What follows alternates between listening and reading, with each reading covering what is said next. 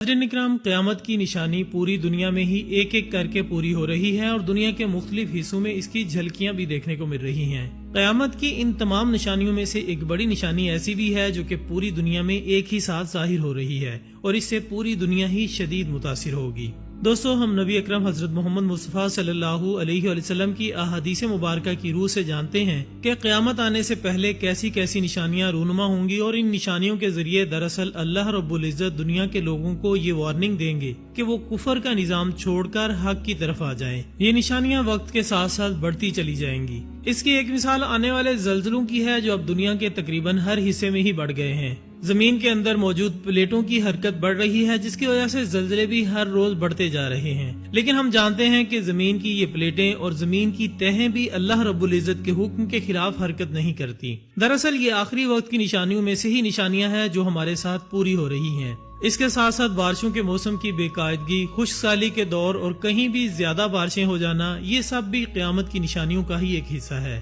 और आने वाले वक्त में इसकी शिद्दत और बढ़ जाएगी। दोस्तों, आज हम आपको क़यामत की जिस निशानी के बारे में बताने जा रहे हैं ये दरअसल क़यामत की निशानियों में से निशानी बयान नहीं की गई है। ये निशानी वो है जो कि पूरी दुनिया में एक साथ रूनुमा हो रही है और इसको अहादीस में किसी और तरीके से जिक्र किया गया है। इस बड़ी निशानी के बारे में मुकम्मल तफसीलात जानने के लिए वीडियो को आखिर तक जरूर देखिए।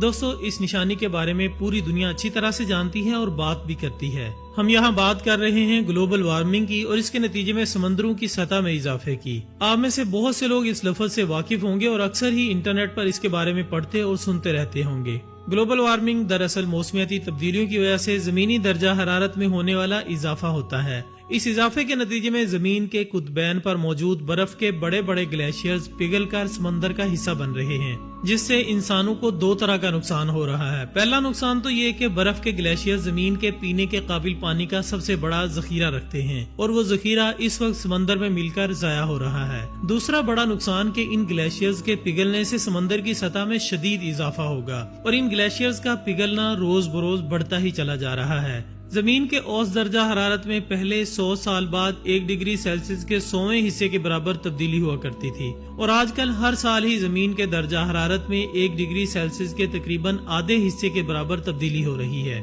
इससे हम समझ सकते हैं कि ग्लोबल वार्मिंग कितनी तेजी से बढ़ रही है। इसके बावजूद कि पूरी दुनिया में ग्लोबल वार्मिंग के खिलाफ मुख्तलिफ कैंपेन चल रही हैं और ऐसे तमाम तरीकों और इंडस्ट्रियों को बंद किया जा रहा है जिसमें जमीन की फिजा में कार्बन डाइऑक्साइड, पानी और दीगर जहरीली गैसों का इखराज कम से कम हो सके। लेकिन मसला यह है कि हम इंसानों ने पिछले तकरीबन 200 साल में इस कदर जमीनी वसाइल को इस्तेमाल किया है कि अब जमीन इससे संभल ही नहीं पा रही और दूसरा वक्त आखिर भी